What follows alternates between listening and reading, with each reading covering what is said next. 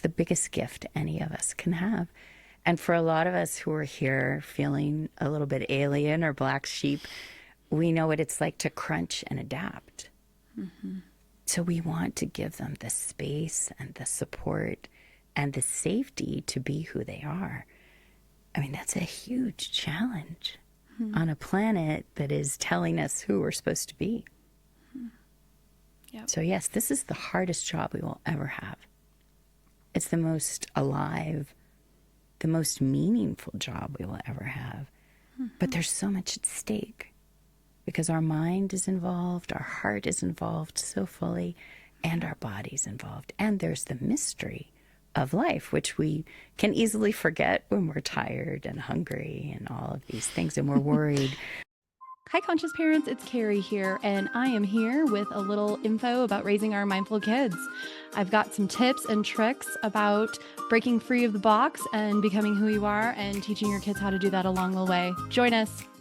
Hi there and welcome back. It's Carrie, your friendly intuitive mama here, and I have a wonderful guest. We're actually just down the street from each other, so it's really fun to connect. I have Diana Zaheer here today, and I would love to tell you guys, so for more than 30 years, she has been teaching people all over the world about the inner journey, which is so amazing. She uses the phrase inner harbor to describe the sacred space inside all of us. And I'm so excited to have Diana here and connect.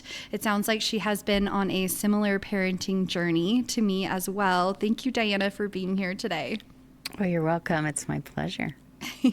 So, Diana, I was chatting with you before we started, and you had mentioned that you lived with your children all over the world. Mm-hmm. This really resonates with me. I feel like I'm a product of the world. I was raised in Southern California, but love living in Colorado now. Mm-hmm. What do you feel like after going all over the world and parenting in different parts of the world you had mentioned? Yeah. Do you feel like there's anything that you could provide for us from a worldly view for parents? It's kind of an offhand question, but I just feel driven toward this amazing experience. No, it's a great question. I think a world education is a really important part of raising our children. So they're exposed to different cultures, different ways of life, how we're all the same, how there are different challenges. I think that was a huge part of what shaped my children into the great young men that they are. So I'm really grateful. And we did a lot of homeschooling. So we were on mountaintops in Nepal, and we were in deserts in Dubai, and in big cities in India. So it was great. We could keep going and doing the educational choices that they had at the time, but they could also study the way they wanted to study. So wherever we were, we could take our learning with us. Wow. Okay. So if you could go back and tell a younger version of yourself any advice about parenting and raising these gifted, spirited, highly sensitive kiddos coming in right now, either tell yourself or to tell parents who are raising kids right now, what would you say? I would say you're amazing to be a parent of these children. And some of my friends used to say, you know, you end up with the children you're supposed to have. We don't always trust that, but I do. And that we're all going to learn so much along the way.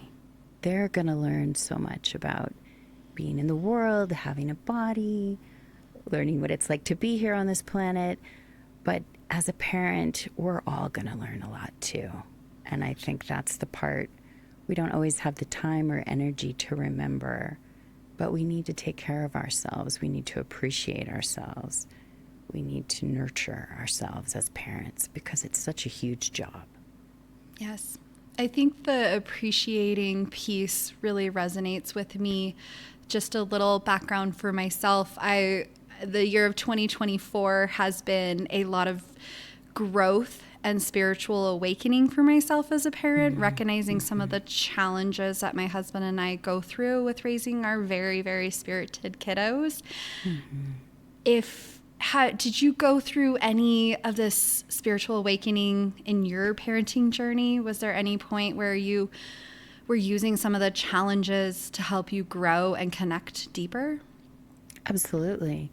I mean, I think this is actually a daily process where we wake up and we see what's here today, what's here in me, what's here in this child, what's here in that child, whether it's something to do with the emotions or the learning needs or the physical needs, what's happening with them spiritually. This is probably the richest territory outside of a primary relationship that we're ever going to have, because we're watching people arrive in such a pure state, and then they're going through their developmental phases.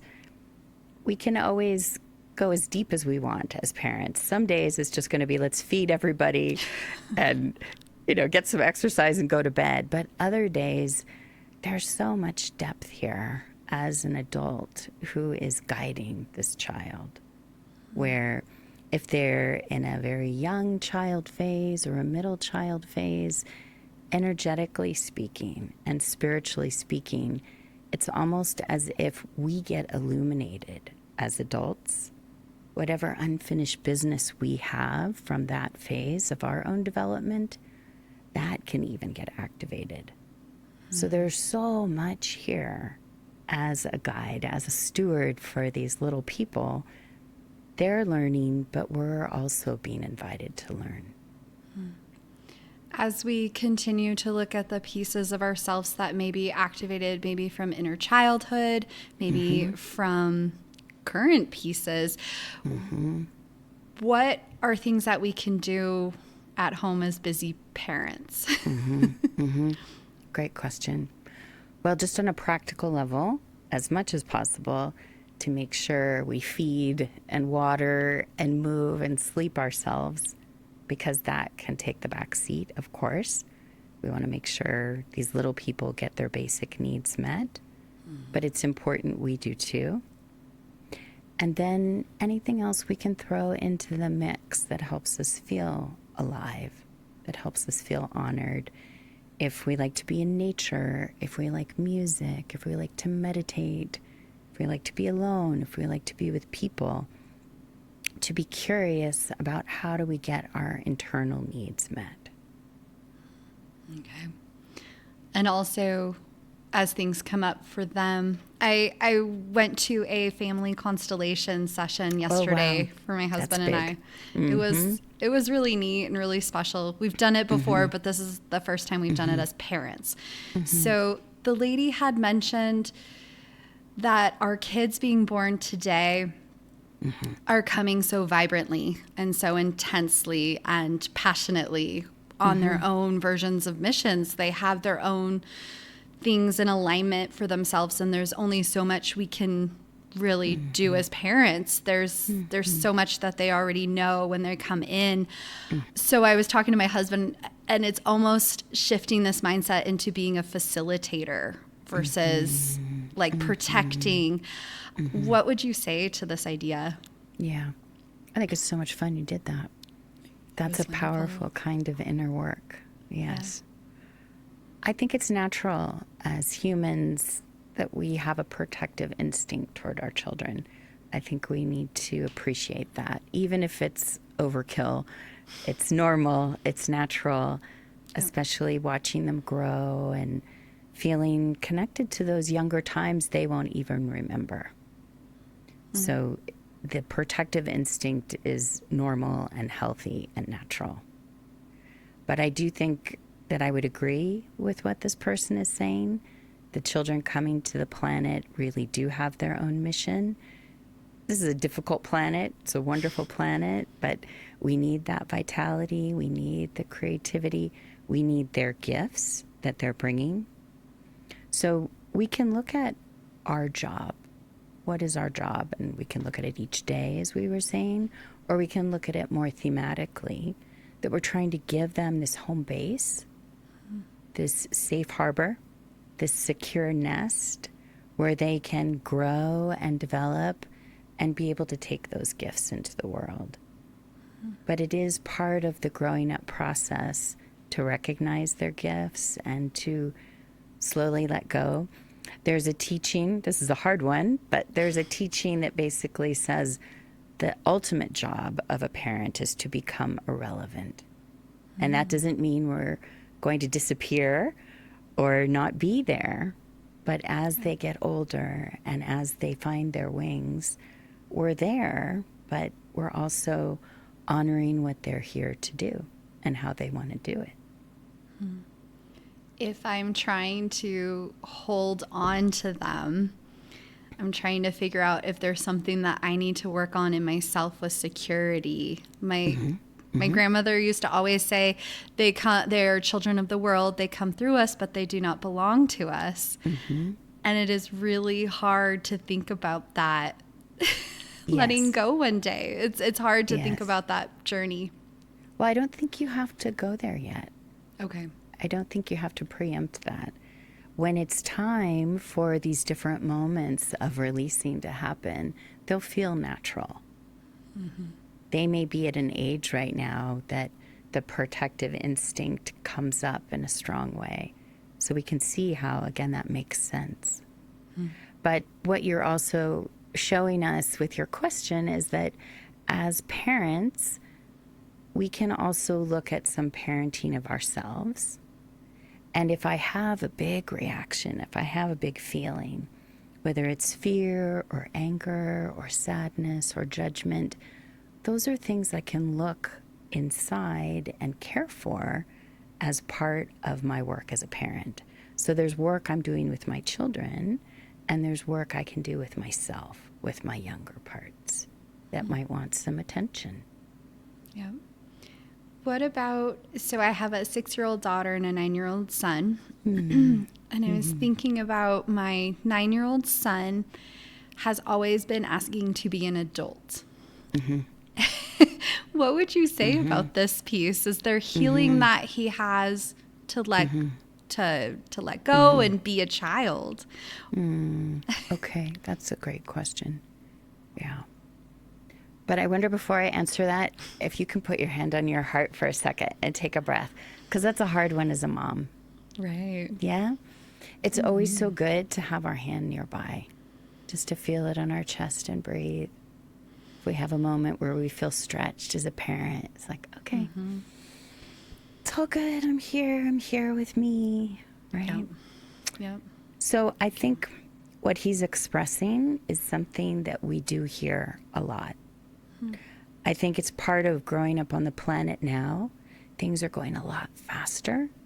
So when I was growing up, 9 years old looked very different than it does today. So 9-year-olds do feel more grown up. And I do think there's some orientations of children who are ready to do their thing, and they actually resent being in a child's body. They want adults to take them seriously. They don't want to be treated like children. So this has more to do, I think, with how souls can show up on the planet.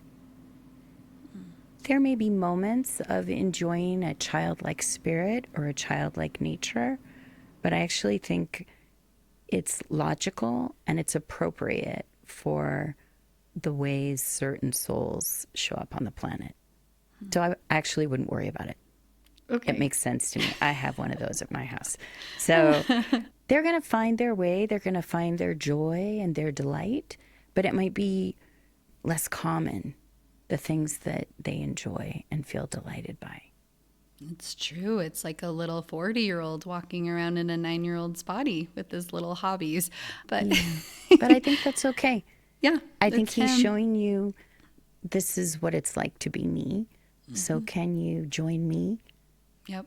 and just see that's who I am? Totally. Yep. Yeah.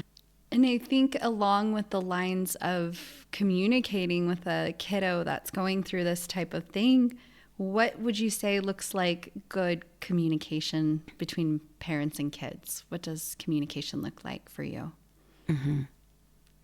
In that particular situation or in general? I think in general with conscious parenting and raising mindful kids. Yeah, great question. Well, a lot of it does depend on the particular child and what's happening in that moment and what helps soothe them or calm them or helps them come into the present moment. And different children need different kinds of interactions. Some children are very responsive to physical touch. And so if they're having a hard time, a hug goes a really long way for them. Other children, especially children who show up in kind of an older presentation, they often have a need to understand. And so they want to have language. They want to have clarification. They want to have some kind of inquiry about a situation. A hug won't do it. And sometimes they're physically not the kind of person who wants to be touched a lot. So I think that's part of learning to communicate as a parent, is to see, what does this particular child need to really feel heard and seen and connected with? Yep. What do you think? So my two kids are definitely highly sensitive. They feel other kids' energies. They sometimes take on other children's energies without realizing it. My son will come home and say, "Mom, I helped so-and-so when they were having a fit. I calmed them down. I could feel I was absorbing some of their energy." I'm like, "Oh, okay, there's some skills we might need to work on here for protection." Do you have any insight or ideas or tips for parents raising empathic kids that are connected like this? Yeah. And I think more and more of those kids are coming to the planet. So it's a really pertinent question, because there's so much that wants to shift here. It might take some time. Yeah. I think safety is really important, and grounding is really important. And what we were saying about feeling the holding field of home. If they know when they come home from school and they can tell mom about how they helped another child, that will be something that's interesting to talk about. They'll be listening. There'll be appreciation of that. And that also home is a place that they don't have to do that. That they can have their time to reboot, to renew, to ground, and different children ground in different ways. But just creating this environment where who you are is very understood and appreciated and not judged. And now you can go and take care of yourself, and I've got you. Yeah. I love that. I think so many parents, we don't give our children the space to do that. We may not always follow their lead, and when they're telling us, maybe their body is telling us if they're overworked, maybe in too many activities. Maybe school can be a lot and they need to have a different type of schooling situation. So I think going back to the communicating piece and just being open to receiving what our children have to say.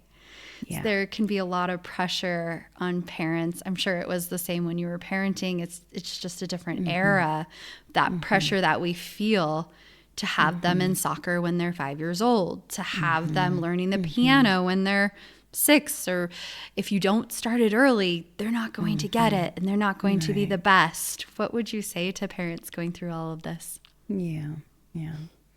It's very hard, because that pressure's real, right? We might feel pressure in the community, from the school, from our families, from our culture.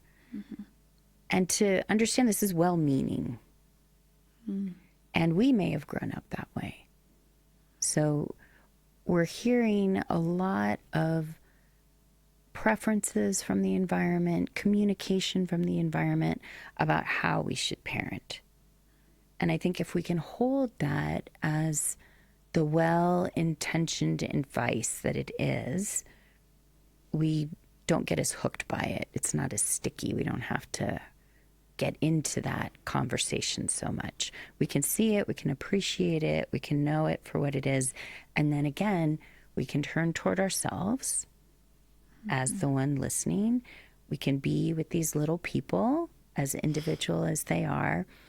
And, that's where there's that appreciation for being a parent and the strength that's inside of us, the courage that's inside of us to be a different kind of parent. And it's wonderful to have podcasts like yours that people can listen to and say, oh, yes, it's okay that I'm listening to my kids. And there are other parents out there doing the same thing. But it does take a lot of courage. We are practicing being ourselves. We're raising our children in a way that feels right in our gut, feels right in our hearts. Our mind feels really clear. But it takes practice and it takes courage. And so again, to appreciate, wow, I really took a lot of space there in that conversation, or took up a lot of space in not enrolling my kids in a bunch of activities. The activities aren't bad, but it's the question of attunement to this child. What serves this child the most right now? If I drop into the present moment with this child, what do I sense is needed here? Yep. Yeah. I think I'm commonly asked by parents, how do I tune in? How do I hear my gut? What does that look like? Very good. What would you respond to that one? Yeah. So this is what we were saying about taking care of our basic needs as a parent. It's hard to hear ourselves if we're hungry or thirsty or tired or neglected in our relationship with ourselves. Then we're probably hearing more of the external advice, right? But I also think our relationship to our own critical voice, right? That inner critic, that part of the mind that is full of the shoulds or the comparisons. I think that's the other opportunity for us as parents, is to learn about the critical voice in our own mind. Because every human has it, keeps getting passed down from generation to generation. But it's a really important part of getting our freedom and our kindness to ourselves as parents, is to start to recognize, wow, I'm telling myself all this stuff I should be doing. What if that's just the first layer? And what if the acknowledgement of that is helping me to be curious about, well, what else is true? Or how do I know this is true? We tend to land in our knowing, right? In that clear sense of what's right when we're less stressed, when there's less tension in our bodies. So that's why having our hand on our heart is really good, because we can feel that kind of friendly reassurance. And it doesn't mean we have to go do a bunch of yoga or something, but just checking in with our bodies, like, is my jaw tight right now? Can I feel myself sitting in the chair right now? Can I feel my feet in my shoes right now? So going into the body, having a little visit with your inner experience doesn't take very long.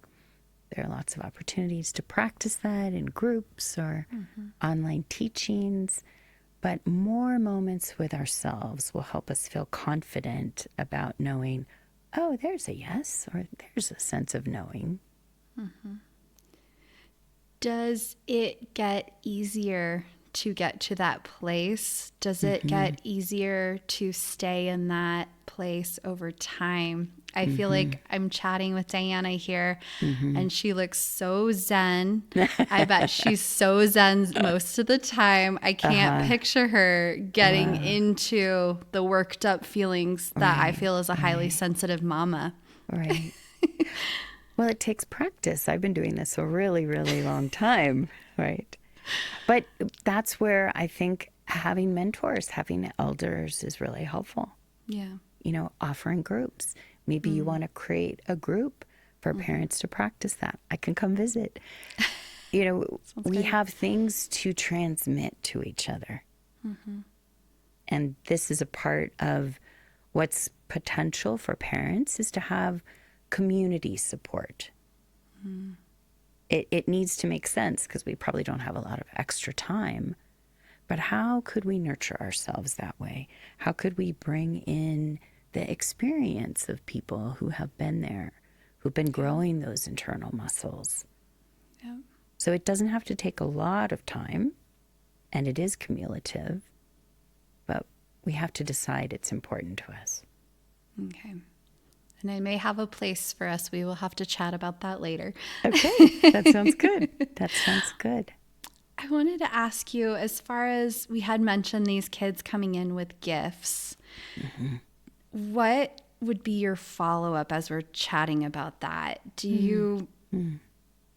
What are your feelings about that? I feel like even like when I was born in the 80s, I feel like my husband and I came with gifts ourselves. Sure. We were very highly sensitive. We were both Yeah. gifted and talented kids, Yeah. over educated for both of us, way too many degrees, and passion for learning.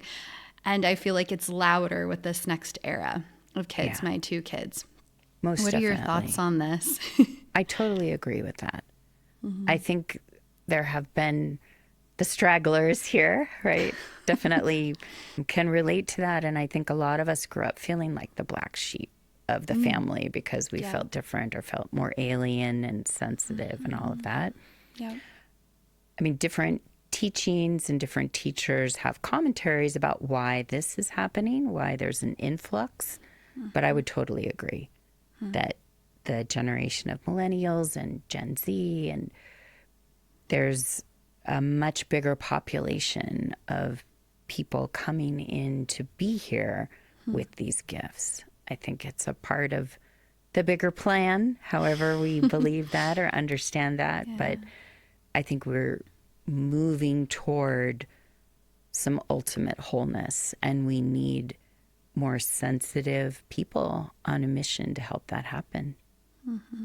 Yeah, definitely. I have this feeling in me that these kids that are being born with these gifts, trying to help parents to see these pieces as gifts, because sometimes it can feel the opposite when you're raising these kiddos.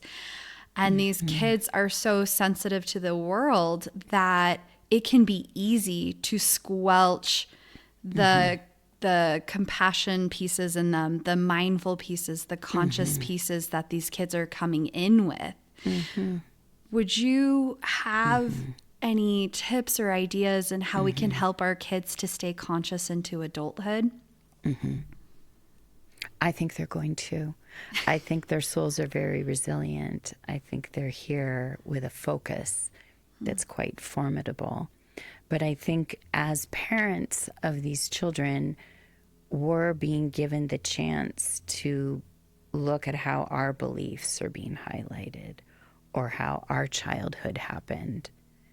So there's a healing process for us if we want to look. I'm really protective of parents to not feel that they need to be hard on themselves or judge themselves, that they're not doing it right, that this is an unusual kind of child. This is messy. It's wonderful and it's messy. And every day's a new day. You just got to start over again and see what's here today. But if we were to break it down to kind of the lowest common denominator job from the time they arrive in these little bodies and, you know, how we're with them into adulthood, we're just helping them learn to be here. What they're going to do here, how they're going to do it, we don't have to get into that. If they want to learn something, we can facilitate that or find them the mentoring. But we're these kind of on-the-ground people. I have wonderful students who are new parents. They're such wonderful parents. And I always remind them, you know, your job is just to help them get used to being in a body. It's that simple. Help them arrive, help them land. And every age is going to have those challenges, like you're talking about the empathy with other kids at school. Help them be okay with that. Help them stay in their bodies and understand what that is a little bit more. Yeah. I loved that. It was beautiful. I put my hand on my heart and had Good. some big energy coming out. I hope our listeners do as well. I wanted to ask you, and we may have already answered this, but why does parenting feel like such a challenging journey? Yeah, great question. Well, we love these people more than anyone else we've ever loved. Right? I always tell new parents, you love your partner so much. You can't imagine loving anybody more than that. And then this little child shows up in your life and you can't believe how much you love them. It just blows you to smithereens. That's why the protective instinct is so big, because we love them so much and we want all good for them. And we want them, of course, to be able to be themselves. It's the biggest gift any of us can have. And for a lot of us who are here feeling a little bit alien or black sheep, we know what it's like to crunch and adapt. So we want to give them the space and the support and the safety to be who they are. I mean, that's a huge challenge on a planet that is telling us who we're supposed to be. So yes, this is the hardest job we will ever have. It's the most alive, the most meaningful job we will ever have. But there's so much at stake because our mind is involved, our heart is involved so fully, and our body's involved. And there's the mystery of life, which we can easily forget when we're tired and hungry and all of these things and we're worried. But there's so much going on here we don't understand. Where in the world did this person come from? How did you arrive in my life? How did you get in that little body? Science can tell us things, but the spiritual reality of this, the energetic reality of this, again, can blow our minds to smithereens. So we're really in a lot of different dimensions when we parent. It's not just get your books and get in the car so you can get to school on time. That's part of it. But we're also talking about the mystery of the universe. And when we look at that little person and we really see them clearly, incredible. Whatever age they are. And we are asked those tough questions every day as well. The mystery of the universe questions. My 6-year-old, she loves to ask, why are we here? Where did we come from? Where are we going? All of the deep questions. It's very sweet. What happens for you when she asks those questions? I think for me, I just feel overwhelmed because I'm like, well, I'm 41 and I don't know how to answer that for myself right now. I think I asked the same question. Absolutely. Absolutely. So again, to appreciate that moment as a parent, there's so much going on for us when this bright light of a little person asks us that question. And we'll do our best. We'll feel a response come up. But it's also possible just to hang out with them in that. Like, look at this incredible thing we're doing together. Isn't it amazing? I can't wait to hear what you discover about that. I love that. So we're still the adult, but we can kind of hang out in the present moment together. The mystery, another way of talking about the mystery is to call it not knowing. We don't have to know everything. We can have a little moment with them. We don't want to overwhelm them or put too much pressure on them to be the adult, but we can invite them into, yes, that's the mystery, and I'm here with you. We're on a planet that has mystery, and it also has the security of our home and dinner and your bedroom. But there's also mystery here, which it sounds like she's already aware of, and she's so curious about it. The reflective pieces of that sound spot on for where we would like to go with it. Yes, I love that. That's beautiful. I'm feeling drawn to ask you if you have an idea of an affirmation or a mantra that I might be able to put on my bathroom mirror or write in my cell phone that moms and dads could use or say in a day. So many. Yeah, we could write a whole book of them, huh? We could. That's another journey. Well, I think we need something that brings about kindness. something about, I'm doing a great job today. I'm the guardian or the facilitator of this incredible being. Yeah. We're learning together. I don't have to be perfect. I'm showing up here with my whole heart. Yep. Right? Things that invite us into today. Today's a new day for us. It's an important focus. Each day is a new day. Absolutely. And starting out each day. Yeah. Absolutely. And we're all going to get a chance to learn something. All of us.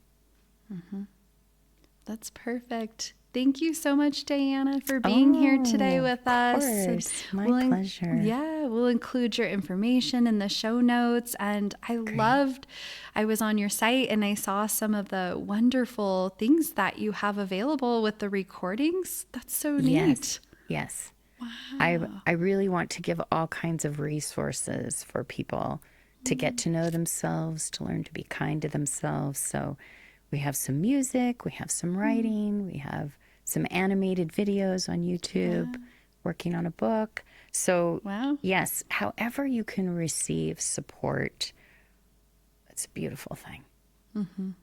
Yeah, feeling not alone in parenting journeys is very important. It's very important. Thank you so much. My pleasure. My pleasure. Well, that's a wrap. Thanks so much for tuning in, Changemakers. This is Carrie. And if you haven't done a review for us, 5 stars and a little few words about what you've enjoyed in our podcast episodes, we would really appreciate it. If you guys would like to ever message me, I would love any questions you have or any feedback at info@hearttoheartlife.com. We also have a brand new website, which we're super excited to share.